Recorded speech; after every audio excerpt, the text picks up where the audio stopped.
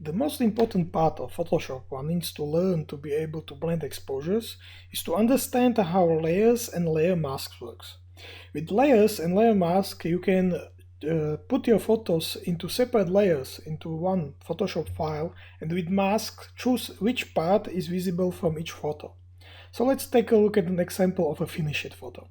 This is one of my photos from Bojnice, and as you can see in the layer window, you can see all the exposures I used, and each one has a different layer mask to choose just the part I want to be visible. So let's look at what I started with.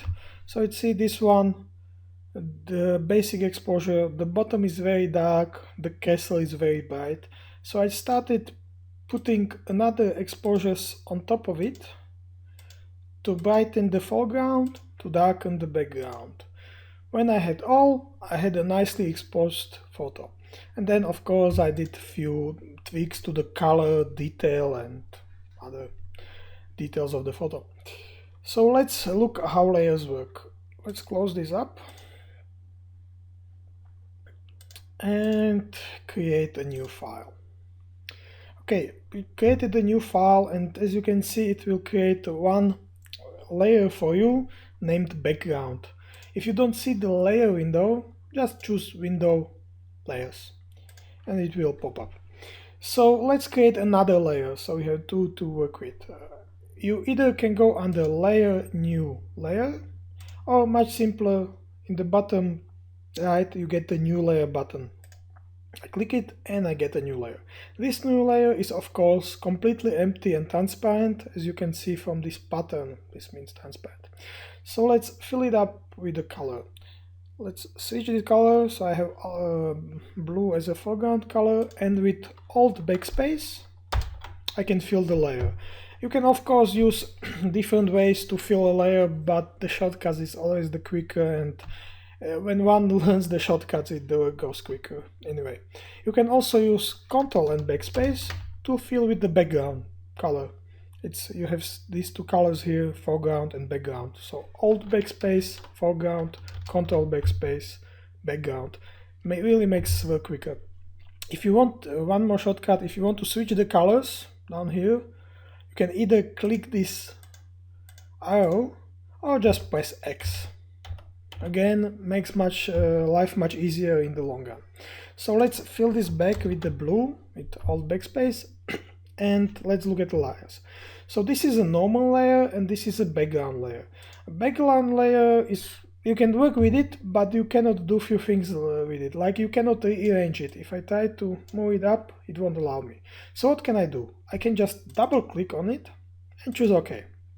Photoshop will change the background layer into a normal layer, which is much easier to work with. So once you have these layers, I can rearrange them, and you can see that all the time I just see the top layer. It's always like I had a few sheets of paper and I always just see the top one because it covers the bottom ones. So layers, you can have as many as you want. If you have too many, your Photoshop will usually go slower because it's always a copy of your image. So if you have a big image and you have 20 layers of the same image, it's like you had 20 images opened. But the most important part with this is that when you edit on one layer, the others are not affected. So you've seen that when I change the color of the layer 1 here, the bottom layer stayed the same. If you edit the photo and you duplicate it into a new layer and edit the new layer, the bottom layer is never affected. But how to use this with the layer masks? So let's add a layer mask to this layer 1. Choose layer, layer mask. There is a reveal and hide. Reveal all will add a white layer mask, which will keep the layer visible because white means revealed. If you add hide all, it will add a black layer mask, which hides the complete content of the layer.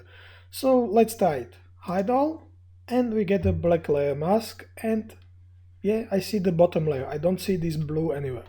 If I fill this with white, again we can use our shortcut, fill with the foreground color as white is selected. I see it completely because white reveals, and everywhere it's white I can see the top layer. There's also a quicker way to add this. If I remove, just drag into the trash can and you remove it.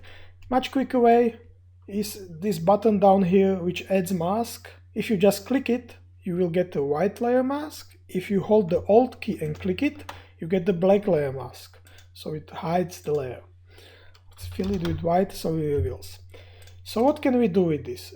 This is a layer mask and you can paint it with white, black and all shades of gray. So let's choose a brush, I have it chosen, and switch to black so I can paint with black. So now every time I start painting with black into this layer mask, I will hide parts of the layer it's assigned to. So if I paint with black into this layer mask, I will hide the blue parts of this layer and parts of this white layer become visible. If I switch to white and start painting again with white here, the parts of this layer become visible and it hides what's underneath. It's good to always remember white reveals, black hides. So any part of this that's black will hide parts of this. Any part that is white will reveal parts of this. Another way to think about this is as two sheets of paper where you cut out holes into the top one. So if I cut a black hole into the top one, black hole, I can see what's under it. If I patch it back, I no longer can see to it. So these are layers. You can of course add also gradients to a layer mask. So let's create one from black to white. Okay, and as you can see, everywhere where you have a transition, you also see this transition from the top layer to the bottom layer. So here it's 50-50, 50% top layer and 50% bottom layer. Down here is 100% top layer and down up here it's 100% bottom layer.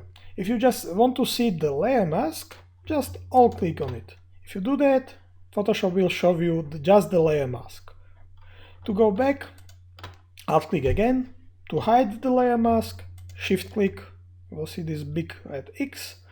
And if you want to unhide it, shift click again. Like this you can quickly compare how your work looks without a layer mask and with a layer mask.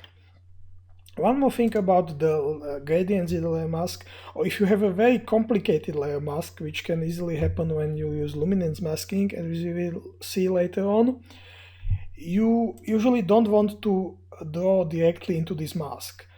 Why is that? It's because when I start drawing with the black into this mask, like let's say, let's say I take the brush tool and start drawing into this layer mask, it works. But if I want to remove part of it again back because I overdone it and I start doing it, you see I lost my gradient. It's not there anymore because I'm painting with white. So what to do in that case? Let's undo this and undo this. What to do in that case? You can add a second layer mask to your layer. It's not done like as before, because if you just click the layer mask button, you will get the second layer mask, but this is a vector mask and you cannot paint onto it. So let's throw this away and instead of that, create a group. Once you create a group and move the layer into the group, just drag and drop, you can add another layer mask to that group. And again, you can work it same as on this one. So it's a second layer mask to everything that's inside of the group. In this case, it's just this one layer. So if I paint on this with the black, I will start revealing the bottom layer because it hides parts of everything that's in here. But if I decide that I don't want to, I can just go and paint with white again and I get this nice gradient back because I never touch this layer mask. So let's look how we can use it with photos. Just this simple layer mask with painting, nothing special. So let's close it up and let's get a sample photo. So let's zoom in. These two photos are taken in Paris, and one is with the sun in the frame and you get this ugly lens flare because of it, and one is with my hand in the frame blocking the sun so I don't have a lens flare. So let's load these two photos into separate layers into Photoshop. The easiest way, like I am, open them in Bridge in one folder and choose Tools, Photoshop, load files into Photoshop layers. Like this, Bridge will do the work for you, so you don't have to drag and drop files into one file. Okay, now it loaded, and as you can see, I have one layer and the second layer. I can use the eye icon to hide, unhide. So right now I just see the bottom one. Right now I see the top one. If I hide the bottom one, nothing changes. So let's add a layer mask to this and add a black layer mask so I hide the top layer completely. So just hold the Alt key and click to add the layer mask. Okay, so now we have the background layer and the foreground layer, which is completely hidden with this black layer mask. What I want to do is take a white brush, make it softer, the soft as it gets, so it's 0, and make it a little bigger. So let's say, okay, let's say it's this. When I start painting with white on this layer mask, I will start revealing parts of this layer. So let's do it. I'm doing it at 100%. So as you can see, I am painting there, and the parts of the sky from the another photo starts to get revealed. And I stop somewhere here, and I blended these two images together. So you can see it's nothing hard, especially with photos that have a nice cut in between the parts you want to blend. So like here, it's really a straight part. But let's look at the layer mask. You can see I just painted. I can paint it a little more so it's a little cleaner, like this. And since I used a soft brush, the part in between is a nice gray color, so there is no hard cut. So let's get back to the photo.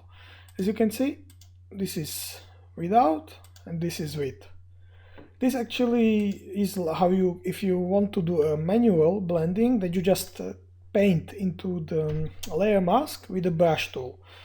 Some photos you can do this, especially when you just need to replace the sky. On some photos this is very difficult, as can you imagine painting parts into the buildings down here.